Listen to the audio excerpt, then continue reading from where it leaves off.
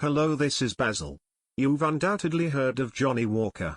The whiskey brand he started in Scotland, in the 1800s, has spread around the world, and today, is the #1 brand with over 200 million bottles sold every year.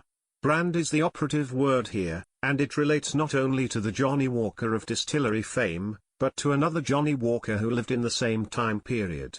One who was born in the United States, to be exact, in the Cape Cod town of Harwich. Our John Walker and his brand does not make a happy story, filled with pleasant evenings of cigars, overstuffed chairs, and cocktails of Johnnie Walker Red and Ginger Ale. Our Johnnie's brand had little of merriment to it. And as for fame, our John had lots of it, if you put the word in front of it, as in infamy. Though our Johnnie's brand became associated with evil, fire, death and destruction, the fault was not of his own making. He was simply born at the wrong time. Had he lived a century later, he would most likely have a holiday named after him, as do the US presidents, as well as individuals like Martin Luther King and Cristoforo Colombo of Italy, known as Columbus in the US. So what was this terrible brand of Harwich Johnnies? Before I draw back the theatre curtains, and reveal him on center stage, let's look at his early life. He was born on Cape Cod, a horseshoe-shaped peninsula of Massachusetts, that crawls 64 miles out into the deep Atlantic Ocean. Until it morphed into a tourist destination in the 20th century, it was a land of salt farms, cranberry bogs and fishermen. Harwich Johnnie was born just as the 1700s turned the page, and became the 1800s. He was an able student but left school at 14, and for a few years he plied all the trades available to young Cape Codders. Wading knee-deep in flooded cranberry bogs, he teased stubborn, straggling berries until they let go of the vines binding them and floated up to the surface, joining the majority of the fruits which departed of their own accord. Like a rodeo cowboy, he cast a large rope onto the water and corralled thousands of berries, forming a big circle on the water with the rope, guiding them to shore for packing and sale. For 2 seasons John Walker labored in the cranberry bogs, and found it somewhat interesting, but decided it was not for him. The salt works were even less exciting. During the late 1700s and early 1800s, Cape Cod was a leading producer of salt. In those days before refrigeration, salt was one of the most important commodities in the United States.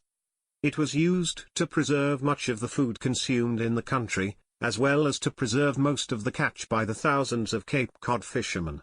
Codfish caught on the Cape were salted, boxed, and sent all over the world. Getting the salt was the hard part. Large companies spent boatloads of money on giant furnaces and pots. They filled their containers with seawater, and boiled away the liquid, to obtain pure salt. It was a costly process, and even though the end product carried a high price tag, the profits gained by the companies were fairly small. In the late 1700s, a man everybody laughingly called Sleepy, changed everything, when he came up with a new way to harvest salt, which would become known as white gold. The process was so simple, it's a wonder it wasn't thought of long before Sleepy John Sears came up with it. John lived in Dennis, a town on the Harwich border. He was called Sleepy because of his habit of falling asleep anytime, anywhere. It made him a poor fisherman, but gave him plenty of time to dream. One day, while napping, he heard the outrageous dream of digging a large but shallow hole in his yard, and filling it with seawater. When he woke up, he stayed awake for a long time, long enough to dig out a huge rectangular space, enclosed by heavy logs and flooded with water from the ocean, which was barely 30 yards from his house. While John sat in the sun in front of his square pond, nature did the work for him, evaporating all the water, and leaving him with about 1 cup of pure salt, for each gallon of water evaporated. Sleepy John Sears soon refined his system and became a wealthy man, and the founder of a revitalized, important industry. John Walker, however, labored in the salt works for only a few weeks before deciding he had enough. As a very young man he signed on with a fishing vessel, and knew as soon as the vessel cast off its shoreline, that the ocean life was meant for him. The sea was good to Harwich John. From deckhand he rose to mate, and finally to captain of a fine fishing vessel. For more than 2 decades, he sailed the waters from Cape Cod, all the way to Florida and on to the Caribbean Sea. Over time, John became increasingly angered at the way people of darker skin color were treated. In Cape Cod, he saw few people of color, and no racial strife, but in the broader United States, and in the world, grim battles over slavery were looming. In the 1830s slavery was abolished, in the British West Indies, but the United States was still suffering under its evil grip. Many of John's crewmen were people of color and he came to be horrified at their treatment. Becoming increasingly vocal in his dislike for slavery, John took action in 1844. At the time, he was in Florida, the southernmost outpost of what in 2 decades, would become the Confederated States of America. Disgusted at the way the slaves were being treated, as well as by their squalid living conditions, he acquired a ship, actually, just a tiny open boat, and set off for the British West Indies with 7 slaves who would be free if the journey ended well. It didn't. Captain John Walker became ill midway to the Indies. With Walker delirious, the slaves who had no boating or navigational skills, had no idea of what to do or where to go.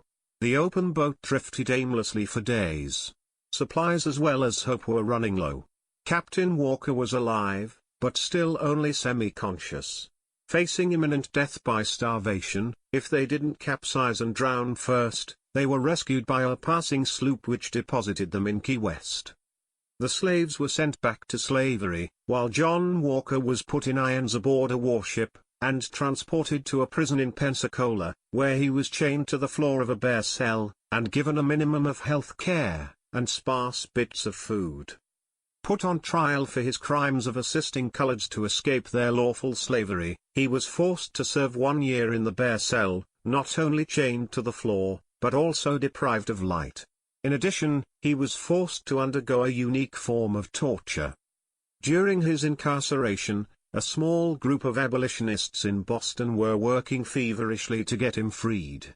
Finally, after the group paid a large fine, Johnnie Walker of Cape Cod was freed.